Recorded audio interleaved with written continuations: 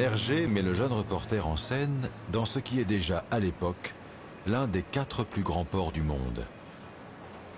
Un carrefour d'échange pour des marchandises en provenance ou à destination de tous les continents. Loading 1-3 deck.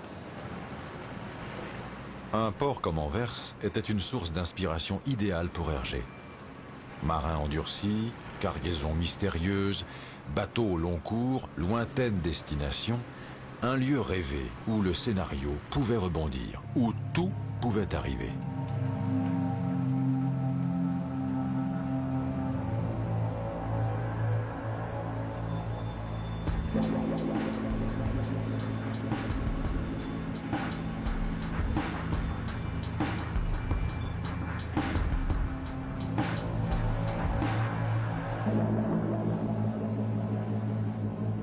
Quelques pas encore avant d'atteindre le Carabou de Jean et retrouver les Dupont.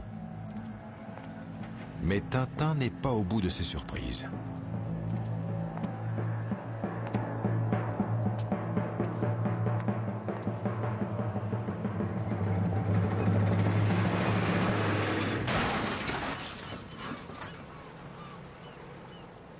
L'accident a été évité de justesse. Mais sur le Carabou de Jean, le lieutenant Alan Thompson, archétype de la crapule dans l'univers d'Hergé, observe la scène avec dépit. « Malheur, c'est raté », dit-il. Alors qu'au pied du cargo, Tintin est rejoint par les Dupont. Le jeune reporter et les 2 policiers montent finalement à bord.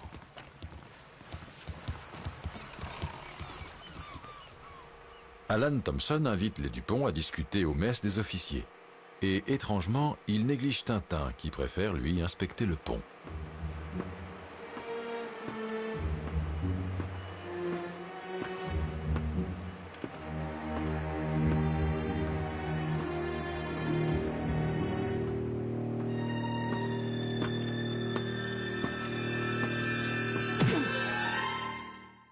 Cette fois, les malfaiteurs ont réussi leur coup.